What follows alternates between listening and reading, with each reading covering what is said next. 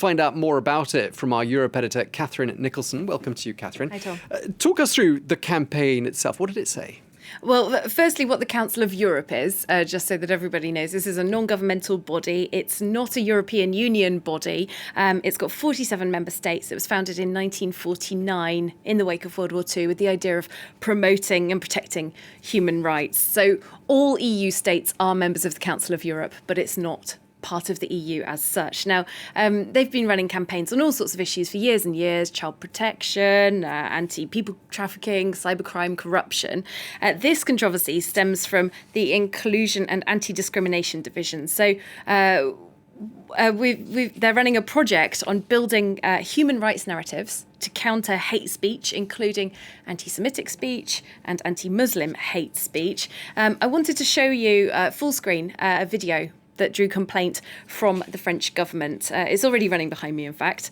You can see they've got women without the hijab on, and then half of the screen comes in and you see them with the hijab, and that slogan there about there being beauty and freedom and in the hijab. There are also poster type visuals. Beauty is in diversity as freedom is in hijab. The French government not very happy about any of this. It asked the Council of Europe to remove these visuals.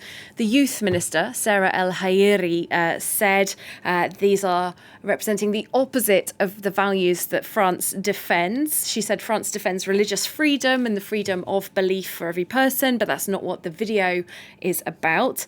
She says that the video is actively promoting the hijab. That is something that would be punishable by law in France, she says, and so the French government formally, via its ambassadors, asked the Council of Europe to take this video down from Twitter where it had been posted. As you said yourself, France is officially secular state, as opposed to, say, the United Kingdom, which has an official religion, the Church of England. Religious freedom is protected in the Constitution. And also since 2011, there's been the ban, as we know, on the full face veil, the so-called burqa ban. Lots and lots of comment and criticism on this, as you may expect, particularly from the right wing of politics.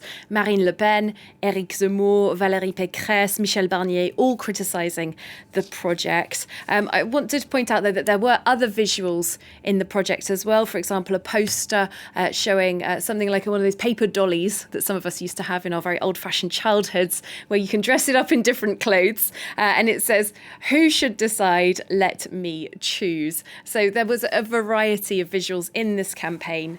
You can see that paper dolly type poster there, but that's not the one that was particularly controversial. OK, so a lot of controversy surrounding this in France. Of course, we're building up to an election, so something for people to seize on, as you say, on the political right. And, you know, we've both been living in France for many years. This has been a long-standing debate in France. And I'm just wondering, what's going to happen then to this campaign? It's a good question. I did contact the Council of Europe, and they said the same to me as I think they've said to everyone who's asked. They said that the tweets that are being described as a campaign were part of a joint Council of Europe and EU project against discrimination. They wanted to raise awareness for the need to respect diversity and inclusion and to combat hate speech of all kinds. They say that the tweets reflected the statements by individual participants in one of the project workshops, and they say it doesn't represent the overall views of the whole Council of Europe. So they've taken the tweets down, and they say that they are reflecting on a better presentation of the project. So the Council of Europe distancing itself from this project somewhat at this point. The partner on the project, though, is a group called FEMISO, a network for Muslim youth and student organisations across 20 European countries. And they're really not happy at all. They've put out a statement saying the people who attack the visuals are hypocritical French public figures and political figures. They say these people are exercising double standards on human rights. They say it's liberty only for some, and especially not Muslim communities. That's FEMISO's words. FEMISO is standing by their belief that everybody has the right to wear what they want. And as I said, the secularism law does exist in France and has been the cause of much controversy. On the European level, there's no European law of this kind.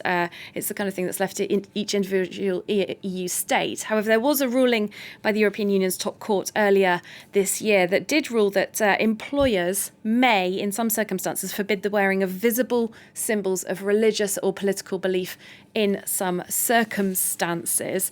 However, the Court of Justice of the EU said in that same ruling that individual courts in each member state have to weigh up individual decisions if this ever comes up, and they need to check if this corresponds to a genuine need on the part of the employer, and that the rights and interests of the employee have to be taken into account as well. So you can see this one project really playing into a big picture of this question of religious freedom, who has the right to decide what they wear, what symbols, across the whole European Union. And as you said, with an election coming up in France, it's likely to be a topic that comes up again.